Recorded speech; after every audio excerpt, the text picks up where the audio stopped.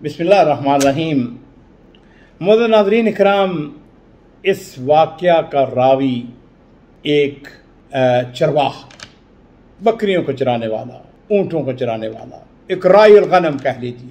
वो कहता है कि हम मजमुआ थे जो कि ऊँटों को चराया करते थे और हम बदवी थे। और बदू लोग जो है उनका तरीक़ेकार ये होता है कि जहाँ पे गए खैमा लगाया, वहीं पर वो उनके जानवर होते हैं, ऊँट हैं, बकरियां हैं और उनको चराते हैं वगैरह वगैरह। कहते हैं हुआ यूँ कि हम कुछ मजमुआ थे, लोग इकट्ठे थे, हम सारे, हमारे अपने अपने रेवट थे।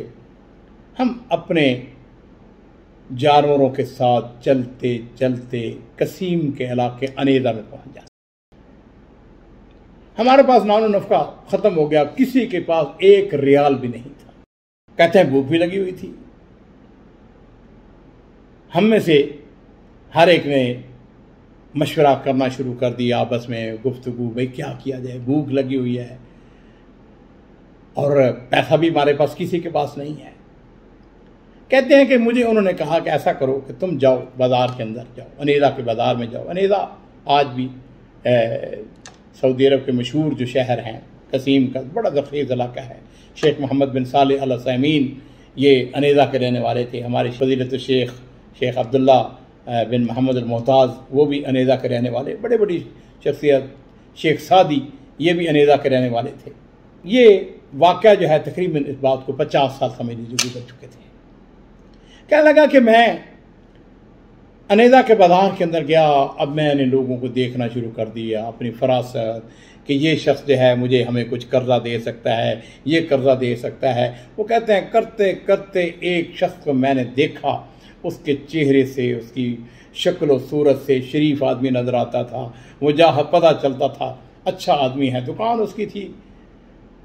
कहता है मैं दुकान के अंदर दाखिल हुआ, मैंने उसको सलाम किया। उसने कहा वालेकुम सलाम। मैंने उसे कहा कि हम ऊँटों के चरवाहे हैं और आपके इलाके के अंदर आए हुए हैं, हमारे पास पैसा कोई नहीं है, भूख हमें लगी हुई है, हमें खजूरें चाहिए, तो आप ऐसा करें हमें कुछ खजूरें दे दें। उसने कहा देखो बात सुनो, अगर तुम अकेले आदमी होते तो मैं तुम्हें कुछ खजूरें दे देता ताकि तुम अपना पेट भर लेते, लेकिन तुम तो काफ़ी लोग हो और अगर मैंने तुम सबको खजूरें इतनी ज़्यादा दे दी तो मेरे पास कुछ नहीं बचेगा। ऐसा करो कि कोई ऐसी चीज़।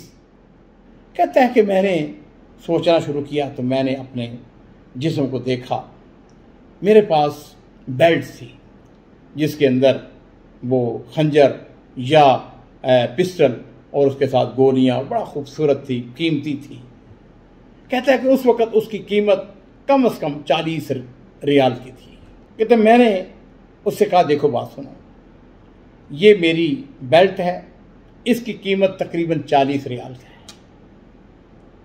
एक महीने के लिए तू हमें ये खजूरें बतौर कर्ज़े हसना दे दो, इनको मैं ले जाता हूँ।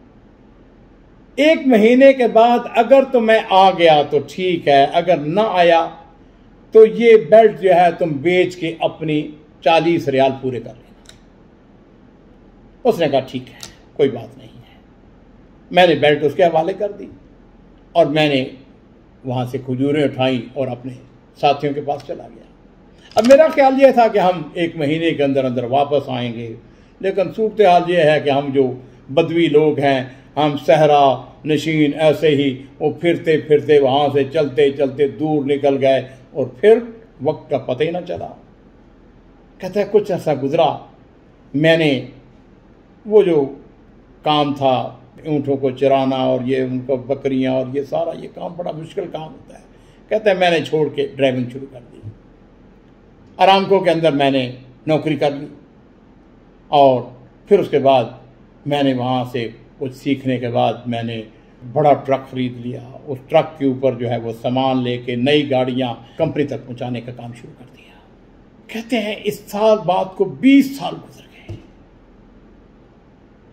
एक दफ़ा ऐसा हुआ कि हम ट्रकों वाले जो थे वो इकट्ठे, हम चलते चलते वहीं कसीम पहुंच गए। अनेदा के इलाके में हमने अपने ट्रक खड़े किए। उस वक्त बड़े ट्रक थे हमारे पास और उनके ये पुराने यानी आज से कोई 25-30 साल पहले की बात अगर करें तो उस वक्त ये होता था कि गाड़ी चलने के बाद उसको ठंडा करने के लिए उसका बोनट उठा दिया जाता था और घंटा 1.5-2 घंटे जो है उसको खड़ा रखा जाता था ताकि वो ठंडी हो जाए। कहता है कि हम अनेदा के एक बाग के पास जाके हमने अपने ट्रक खड़े कर दिए, मेरे साथ और भी लोग थे जिनके अपने अपने ट्रक थे, हमने अपने बोनट उतार दिए। कहता है कि मैंने 10 जैसे कहते हैं ना वॉक करते हुए मैं उस बाग के अंदर दाखिल हो गया। बाग का जो मालिक था उसने मुझे देख लिया, कहने लगा तुम कौन लोग हो? मैंने कहा कि हम ड्राइवर हैं और हम इस तरह अपनी गाड़ियों को ठंडा करने के लिए हमने बोनट जो अवतार उठा के रखे हुए हैं और हम इंतज़ार कर रहे हैं कि गाड़ियाँ ठंडी हो जाएं। वो शख्स कहने लगा कि ऐसा करो कि जाके अपने साथियों को कह दो कि दोपहर का खाना जो है पकाने की ज़रूरत नहीं है, तुम मेरे मेहमान हो, आज दोपहर का खाना तुम मेरे पास खाओगे। कहने लगा ठीक है। पहले मैंने इनकार किया लेकिन उसे असरार किया, उसके असरार पर मैंने कहा ठीक है कोई बात नहीं। मैंने अपने साथियों को जाके कह दिया कि खाना पकाने की ज़रूरत नहीं है, हम इस शख्स के मेहमान हैं। जब मैं वापस आया तो मैंने उसको शुक्रिया अदा करना चाहा तो मुझे वो बात याद आ गई 20 साल पुरानी।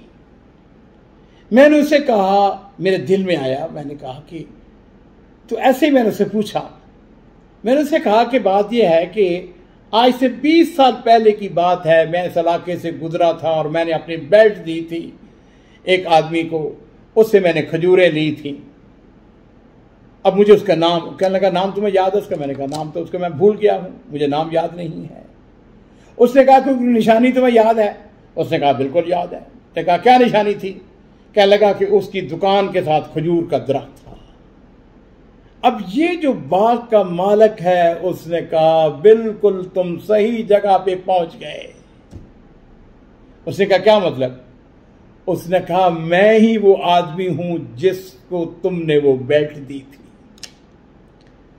अब अगली बात अजीज सुनने वाली है। वो कहने लगा कि तुम्हारे जाने के बाद मैंने महीना भर इंतज़ार किया, महीना गुजर गया, 1.5-2 महीने गुजर गए और उसके बाद मेरी ज़रूरत थी, मैं बाज़ार में चला गया। मैंने बाज़ार में जाकर उस बेल्ट को फ़रोख्त किया तो वो 40 की बजाय 50 रियाल के अंदर बिक गई। उसमें 40 रियाल तो मैंने खुद ले लिए। अब उसके बाद ये हुआ कि बाकी जो 10 रियाल थे उसको मैंने तुम्हारी नीयत से कारोबार के अंदर लगा दिए और फिर अल्लाह ताला ने उसके अंदर बरकत अता फरमाई। और बरकत की हालत यह है कि उसने कहा कि मेरे साथ आओ। उसको वो जो बाग था उसकी पिछली तरफ खुली जगह पे ले गया और वहाँ पे जाके देखा, वहाँ पे मजरा है, वहाँ पे बकरियां हैं और उसने उससे कहा कि ये सारा रेवड़ जो तुम्हें नजर आ रहा है ये सब का सब तुम्हारा है। उसने कहा क्या मतलब? उसने कहा यह है कि मैंने तुम्हारे वो 10 रियाल जो थे वो बिजनेस के अंदर लगा दिए, अल्लाह ताला ने उसके अंदर बरकत डाली। मैंने अपनी वसीयत के अंदर लिखा था कि अपने बच्चों से ये बात कही थी कि जब कभी भी वो शख्स आए तो ये सारी बकरियां उसको दे देनी है। अब ये सारी बकरियां तुम्हारी हैं। अब वो हैरान और परेशान हो गया। उसने कहा ये क्या बात कर रहा है? उसने कहा नहीं ये नहीं हो सकता, मैं नहीं लूंगा। उसने कहा नहीं तुम लोगे। अब आपस में जरा अंदाजा कीजिए अजीजों, वो असरार कर रहा है कि ये बकरियां सारी तुम्हारी, ये तुम्हारी मलकियत है। वो इनकार कर रहा है, कहते कि नहीं ये मेरी नहीं है, मेरा हक नहीं है। वो कहता है कि अल्लाह की कसम मैं तुम्हें नहीं छोड़ूंगा, तुम्हें दे के रहूंगा। तो ये जो ट्रक का ड्राइवर था उसने उससे कहा कि अगर ऐसी बात है तो फिर ऐसा है कि आधी बकरियां तुम रखो और आधी बकरियां मैं दे देता हूं। जब उसने ये बात सुनी उसने कहा चलो ठीक है, इस बात को मैं कबूल करता हूं। और मेरे अजीजों जो बात है वो ये है कि ताज्जुब जो है दोनों के ऊपर है। उस ताजर की ईमानदारी के ऊपर भी ताज्जुब, और ये जो आदमी था जिसकी बेल्ट थी इसकी सखावत के ऊपर भी जरा तसव्वुर कीजिए, उसके ऊपर भी ताज्जुब कीजिए कि उसने अपना आधा माल जो है उसको दे दिया। अल्लाह ताला ने कुरान पाक में इरशाद फरमाया है वमिन अहलिल किताब मन इन तामन हो बिकिंतारिन युवद्दिह इलैक व मिनहुम मन इन तामनहु बिदीनारिन ला युवद्दिह इलैक इल्ला मा दुमत अलैहि काइमा। मेरे अजीजों, बाद लोग ऐसे होते हैं, एक दिनार एक दिरहम उनको दे दें तो वो कहते हैं कि ये आ गया है, बिस्मिल्लाह, हड़प कर जाते हैं। और बाद ऐसे लोग होते हैं, मलाइन उनको दे दें तो उसकी हिफाजत करते हैं। अल्लाह रब्बुल इज़्ज़त से दुआ करते हैं कि अल्लाह रब्बुल इज़्ज़त हमें भी ऐसे ही ईमानदार लोगों में शामिल करे और हमें भी इसी तरह अमीन बना दे।